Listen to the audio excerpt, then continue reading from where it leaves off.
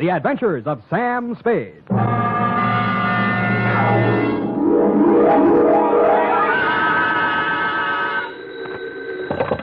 Spade Detective Agency. Me, sweetheart. Oh, Sam. I'm glad you're back in town. So am I, Effie, so am I. Confidentially, I didn't think I'd make it.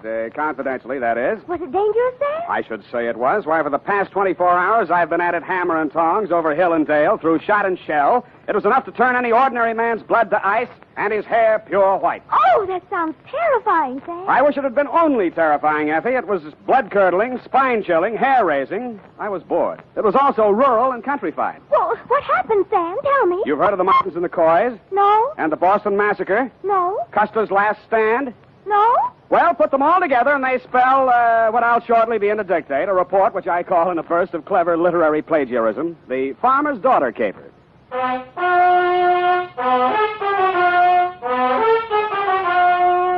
The Adventures of Sam Spade, Detective, starring Howard Duff. Produced, edited, and directed by William Spear. And now, with Howard Duff as Spade, Wildroot brings to the air the greatest private detective of them all in The Adventures of Sam Spade.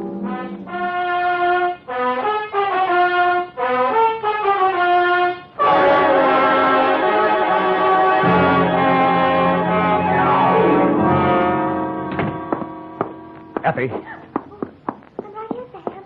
pull up all the shades. All right, Sam. Now, turn on every light in the place. But it's daylight. Do what I say. All right, Sam. Now, check the closets. But what for? For snipers. What do you think? All right, Sam. Nobody here. Okay. I guess it's safe to come all the way in. Oh. What's this all about, Sam? I don't understand. Effie, it's just that I don't ever want to be caught in the dark again, especially when people are shooting at me. I want to see every nook and cranny of every square foot of land that surrounds me. Sam, who was shooting at you? Where? They were shooting from the left, from the right, from up above, down below, everywhere. Death was winging in on every breeze that blew, and they all blew my way. Oh, Sam, now stop this. I'm just dying of curiosity. When my time comes, I hope that's all I ever die of. Ready? Yeah. Date this week, to Mr. Elliot Parson, Parson Drive Yourself Garage, 1618 St. Charles Street, San Francisco, 13, California. From Samuel Spade, license number 137596. Subject, the farmer's daughter caper. Dear Mr. Parson, I fear you have an explanation coming, one that you can pass along to your insurance company as to why the car I rented from you last week appeared as late as it did and in the condition it did. As you know, I rented said vehicle to drive to Middletown to bail a client out of the drunk tank. On the way back, a native showed me a shortcut, and I'll get him if it's the last thing I do. Dusk was falling, and so were my eyelids, when I saw a sign that said tourists invited. Behind it stood a ramshackle farmhouse in a surly woodland setting. I should never have knocked on that farmhouse door, but then I wouldn't have had any story to tell, would I? Good evening, young man. Good evening, madam. I'm afraid I need a room for the night. Well, of course you do. Land sakes, you're tired. I can tell by your eyes. Been on the road long? Too long. Land sakes, of course you have. Come in, please. Thank you, ma'am. You'll find this is the homiest tourist home in California. Really like mothers, eh? Like your grandmother's. No electricity, no phones, just quiet. I see. Now, I have two rooms, a $3 one and a $5 one. Which one do you think you'd like? What's the difference? One less blanket, one squeaky spring, and with the $3 one, you might have to take a walk. I'll take the $5 one, thank you. I'm Mrs. Elkins. Mrs. Bert Elkins. Who might you be? Sam Spade. Spade? Land sakes, that's a very unusual name. And who are you traveling with, Mr. Spade? I'm alone. Oh, I mean what company? We only accept traveling salesmen. You realize that. Oh, yes. Well, I'm traveling for the makers of Mouton mustache wax. Oh, use it all the time. You are well-groomed, madam. You will go far, young man. Yeah, but before that, I'd like to go to bed. Come on, this way. She led me upstairs to my $5 room and left me. As lumpy as it was, the bed invited me, but I decided to shave first and thus facilitate an early start in the morning. I poured myself a drink out of my traveling bar kit and then stepped in to shave. It wasn't easy because all I had for light in there was an oil lamp. When I came back to the bedroom with the lamp in one hand, I stopped short in utter surprise. I'd heard about these things in traveling salesman stories, but I never expected to see it. She was sitting in an armchair, smoking a cigarette. High heels, silk stockings, light rayon dress, and a face right off the cover of Cosmopolitan. Hello, Sam. Hello. Mary Smith. Huh? Hope you don't mind me just barging in. Well, no. No, that is, Afraid I'll bite you? It never entered my mind. Well, I might. I'm so tired of talking to myself, I need someone like you. You know, you're not bad to look at. Who, me? Where do you live? What do you do for a living?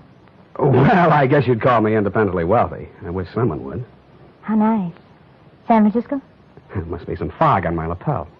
Look, Sam, I'll give it to you straight. I want to get out of here, go to San Francisco. Could you take a passenger tomorrow? Well, what would your mother say? She's my aunt. What do I care what she says? I don't belong on a farm. Out in the west, wet pasture ruins my nylons. I'm a city girl, Philadelphia. Why did you leave? My parents died. Look, Sam, I won't be a burden to you. I just want to get to San Francisco. After that, I'm on my own. Sam, take me with you. Please take me with you. You won't regret it. What am I going to do with this lamp? Who cares? Oh, Sam. Well, I thought I'd find something like this going on in here. Sam, what Get out of here. Go back to your room, young lady. Go on. Now, Mr. Spade. it does look bad, doesn't it? Oh, I'm not blaming you, Mr. Spade. Land's sakes, it's her.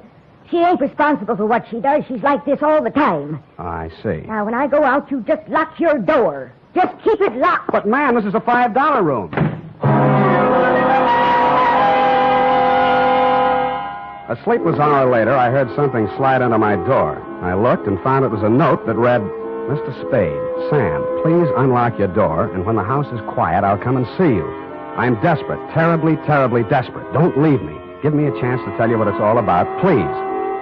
Stupid me, I unlocked my door, dressed again, and waited. An hour and a half later, I heard my doorknob turning in the dark. The door opened quietly and quickly. Sam, the things that go on in this house, they're insane. Oh. I've been here 3 months. When my father died, I had no money, and because Aunt Maud was my only relative, I came here. And ever since I came, they never let me out of the house for more than an hour. They never let me see anyone or do anything. Why? I wish I knew. 5 days ago, Uncle Bert left early one morning. He hasn't come back since. Aunt Maud says he's away on business. He doesn't have any business. Yeah, well, even so, that doesn't seem strange to me. Then there's my dog. And what about it? It disappeared the same night Bert did. They told me it ran away. I know it didn't. I've had it for 3 years. It never ran away. Well, what do you think? Well, I was sure I could hear it howling somewhere for 2 or 3 nights. Then the howling stopped. I think I know where it is, but I don't know why. It scares me. Well, where do you think it is? Sam, you're going to think I'm crazy right out of my mind, but, well, about 150 yards behind the house, there's a hillside with an old cave in it. Oh, an old cave. I don't know what it's used for, but yesterday I saw the whole front end of it closed with dirt. Sam, they buried that dog alive in that cave. I know it. Oh, wait a minute now. Did you ask Mrs. Elkin? Yes. All she said was the dog ran away and mind your own business. She told me to leave the cave alone. Sam, let's go out there and look. Please. Well, So big, brave, stupid Sam, idiot boy, allowed her to show me the back way out of the house, and we sneaked to the barn together. She found a shovel, and we walked to the cave. When my eyes got accustomed to the dark, I saw the entrance had been covered with dirt, and recently. I took the shovel while she stood watching. I cleared half of the dirt away and worked as quietly as I could, but apparently not quietly enough. A flashlight suddenly hit both of us in the face, and a shotgun barrel flashed in the beam. Get away from there before I shoot your head off. Point that thing someplace else, please, ma'am. What do you think you're doing, mister? Digging. Mary, you get back to the house. No. Aunt Maud, I won't. Get back to the house before I count 3, or I'll put a load of buckshot right through you. Now, 1. Aunt Maud, my dog is in there. 2. All right, I'll... Now, Mrs. Elkin, suppose you put that gun down and tell me what this is all about. I got one thing to say to you, mister. Get in your car and get out of here, and don't waste any time doing it. But, madam... Your suitcase is in the car, and your $5 is with it. Yeah, but... Now get, or I shoot you as a trespasser. And I could do it, mister. Land sakes, I could do it. Now get. So I got, under guard, to my car. I got in and drove off. And Mrs. Elkin stood in the driveway with a shotgun still pointed at me until I was out of sight. I turned left at the first crossroad, parked the car, and cut through the woods back to the farm. I could see a light in the living room. Nobody was in or near the barn. And when I got to the cave, there wasn't a sound anywhere. I picked up the shovel I dropped and started digging again. 30 minutes later, the shovel broke a small hole through into that cave, and a stifling blast of fetid air rushed out, and something leaped out at me in the dark. And it wasn't the dog. It was a human hand on a human arm. The weekly Sunday adventure of America's favorite private detective, Sam Spade.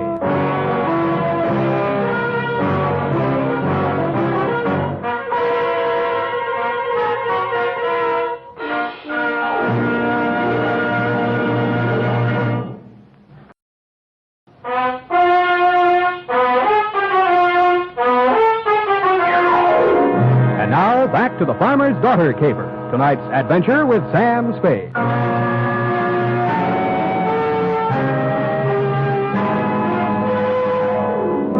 Already full of surprises. I should have been ready for the next one, but I wasn't. The loose earth, which had blocked the entrance to the cave, suddenly fell away, and I fell with it. Then I heard something like nothing on earth. Nails dragged across my face, taking skin and flesh with them. I twisted and went down, and something went down with me. The snarl became a voice. Bury me alive! Bury me alive! I'll kill you! I'll kill you! And he did his best, which was pretty good. Finally, I got a good hold on him and sat on his chest. After that, I lit a match and looked at a tall, thin man in his middle 40s. He was caked with mud from head to foot. His hands were impossibly torn and bleeding. I could guess why. Judging from the stubble on his face, he'd been bottled up in that cave at least 5 days. How he was still alive, I didn't know. He acted like a madman, and he had every right to. But surprised, when his eyelids fluttered open again, he read a very sane line. I'm all done in. You got a drink, friend? Not on me. They hit me on the head and left me there. They thought I'd stay in there forever. Forever. Who put you there? Who did it? But they couldn't keep me there. I dug my way out, didn't I? Didn't I? I dug my way out. Didn't I? The force of the bullets knocked him halfway back down the incline to the cave. All I could do was hit the dirt. Finally, when it seemed safe, I broke cover and ran smack into somebody carrying 2 bags. No, please. Let's have a look at you. Sam, it's me. Sam, I knew you wouldn't go away without me. I knew it. I couldn't stay in that awful house any longer. None of that now. Who was that shooting at you? I don't know. Where's your aunt? In the house, I suppose. I slipped out the back way. Any visitors tonight? No. What is it? What is it? I think I found your Uncle Bert. Come on. I led her back to the cave entrance and showed her the body of the man I'd dragged out. I watched her face a long time as she looked at him very carefully. That's not Uncle Bert, Sam. Really? No. It's Mr. Linden. Jewelry salesman. Came to the place a few nights ago. 5 nights ago? Yes, come to think of it. The same night your uncle disappeared. Tell me, did you ask Mr. Linden to take you back to San Francisco the same way you asked me? Did you? Yes. He said he would. Got up early and left without me. He didn't get far. What kind of car was he driving? I don't know. I don't remember. Do you drive a car? Yes, but Here. Mine's down the road about 500 yards. Go to the nearest phone and call the highway patrol, a sheriff, anybody who represents law. Got that? Yes, I know exactly what to do.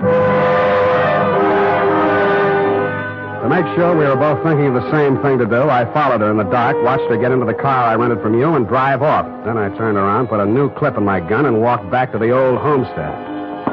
It was still very homey. By the light of an oil lamp, Mrs. Elkins was peacefully knitting what looked like a shroud. Why, Mr. Spade? Why, Mrs. Elkins? Land sakes. Land sakes. Now that we got that out of the way, let's get down to business. If you're here to make trouble, young man, believe me, I can handle trouble. My kind of stock know about trouble. Well, suppose you tell me about the trouble I just had, or haven't you heard all the shots that were fired around here tonight? Shots? My. Seems I would have heard gunshots. Seems you would. Look, I've got a sheriff on the way. Have you, Mr. Spade? Why? I suppose you didn't hear the shooting. Oh, yes, I'd forgotten. Was anyone hurt? A man named Linden. He's dead. Linden. Now, that sounds familiar. It should. He stayed here 5 nights ago. He was a jewelry salesman. Yes, now I remember. You say he's dead? Somebody tried to bury him alive in your little cave. How awful. I do declare. I thought you would. Well? You must be joshing, Mr. Spade. I'm not joshing at all, Mrs. Elkins. Well. Dead alive, you say. Look, let's talk just like plain folks. Where's your husband? Where's the jewelry samples you probably stole from Linden? Is there anything else you want to say? Gunshots, eh? Well. I left the sweet old thing knitting and rocking and made my way through the house looking for guns, jewelry, and killers. I got downstairs in time to see Mrs. Elkins disappear out the front door. When I tried to follow, I stumbled over the rocking chair, which was indeed a lucky thing for me. After a few minutes of silence, bravely crawling on my stomach, I followed the shadows of the house until they blended into the shadows of a large, hulking building, which happened to be the barn. Inside, I bumped my head on the radiator of the car. Naturally, I didn't find any keys in it, but I did find a familiar jewelry salesman-type mud-soaked corpse. When I was trying to remember how to cross ignition wires, I heard the hum of a motor and saw 2 headlight beams swinging up the driveway. They lasted as long as any other lights. The car came to a lurching stop, and a thick-set figure in a Stetson hat stumbled towards me, tugging at a gun. That burned gall-blamed cuff thing, Undo the flap. Oh, thanks. Huh? Put your hands up, whoever you are. You be the sheriff? You're dead blame right on the sheriff. You're dead blame right on the sheriff. Who are you? What's the idea of shooting the lights out in my car? My car. Oh, you Slade? Spade. Well, I'm Homer Pickett, sheriff of this county. The girl come, woke me up, said all sorts of funny things going on around here. Said there'd been a murder. Now, who's killed? What's going on, Stan? Sam. Well, for one thing, somebody's been trying all sorts of ammunition on me for size. You don't say. I do say, Mr. Sheriff. Why? Because I found a man in a cave who'd been left there to die. Want to look at the corpse? You can look at him right here. He's sitting in this car. So, yeah. How'd he get here?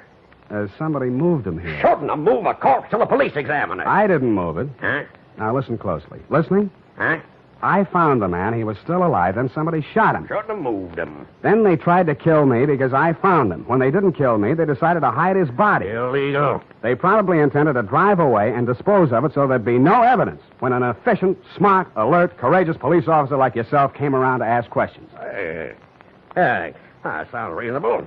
Who's behind all this? Well, Mrs. Elkins threatened me once and tried to kill me once. More! Well, land say. Well, that's her, yes. I want to talk to her. Where's she? Roaming the countryside with a gun, no doubt.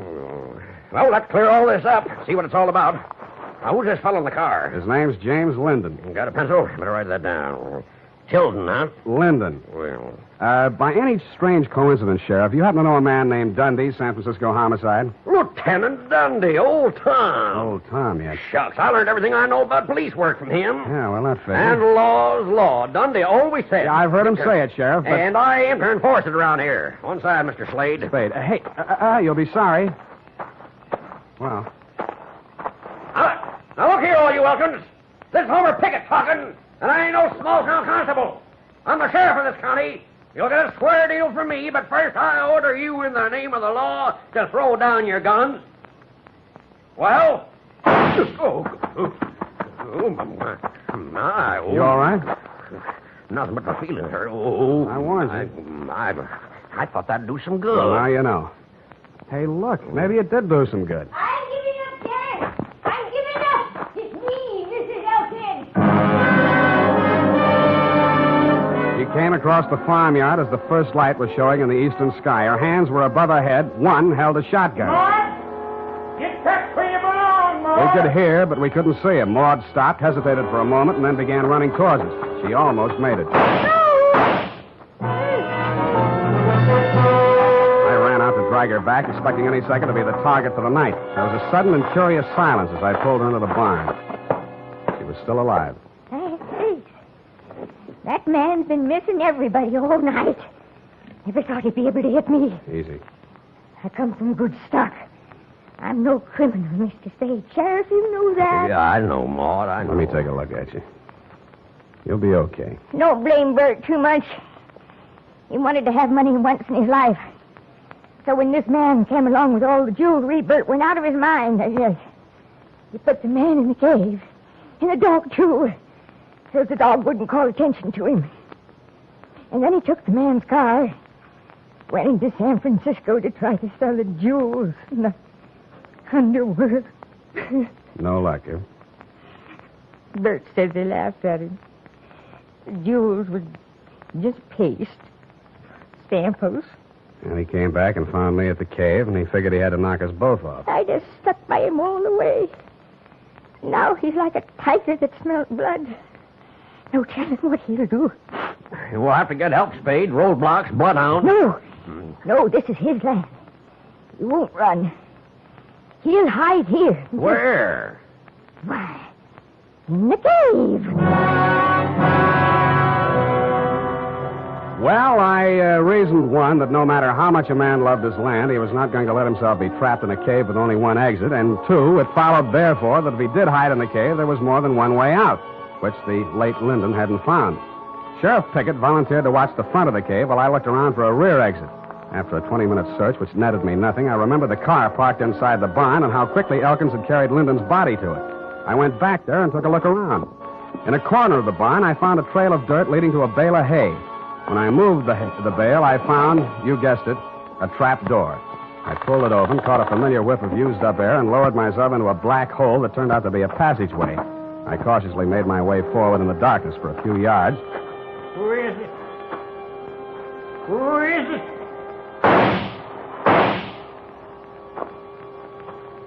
I pressed back against the dirt wall, listening to him approach. When I figured he was close enough, I threw a cloud of dirt toward him across the passageway. His gun flashed and lit up the whole place for a second, and I fired 3 times with the silhouette. I waited, then I went towards him. He was lying on his back. I kicked his gun away, and when I bent over him to feel his pulse, he suddenly came to life. Something crashed against the side of my head, and everything became darker than the inside of the cave. The next thing I knew, I was looking at a pair of red-rimmed eyes. Several minutes had gone by. Oh, you was a goner for sure. You ain't used to this country fighting, are you? Is this country liquor, Sheriff? Yeah. Give me. Here. Yeah, country liquor. Tell me, Sheriff, did you by any Well, chance... sure. Of course I did. I got him, Slade.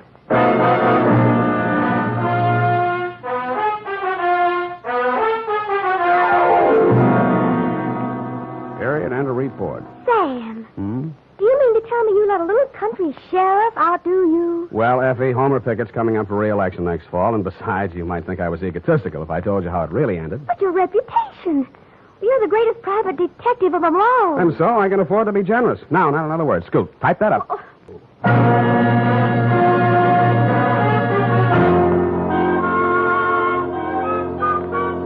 Well, here it is, Sam. Let me see. Let me see here. F, you rewrote the ending. I had to, Sam. You're much too modest. And Sam Spade, with a knot of cold fury in the pit of his stomach, a vindictive fire in his eyes, stepped wearily over the loose rocks on the cave floor to do battle with the thing that loomed up in the darkness ahead. The thing's roar filled the night with terror. But Sam Spade, dauntless and knowing not fear, stepped up to the monster, laughed in its hairy face, and with one quick convulsion of his powerful shoulder muscles, dropped the thing in its tracks. I see. Well, is that the way you think it ended, Effie? Oh, Sam, I guess I was being a little foolish. I'll change it. No. No, as long as you've done it this way, we'll leave it this way. Can't waste paper. No, I'll change it, Sam. Leave it! Oh! Sam, Yep. I copied that ending out of an old Black Mask magazine. You what? Don't be mad. Come here. Come here. I copied that out of an old whiz-bang. Oh, Sam. Night. Good night, sweetheart.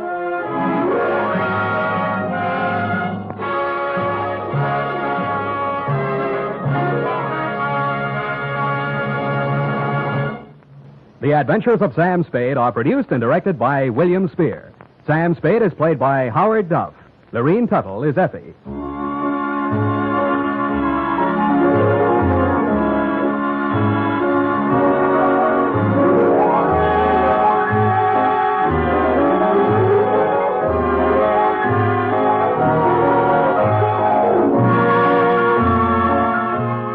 Tonight's adventure with Sam Spade was written for radio by John Michael Hayes and E. Jack Newman.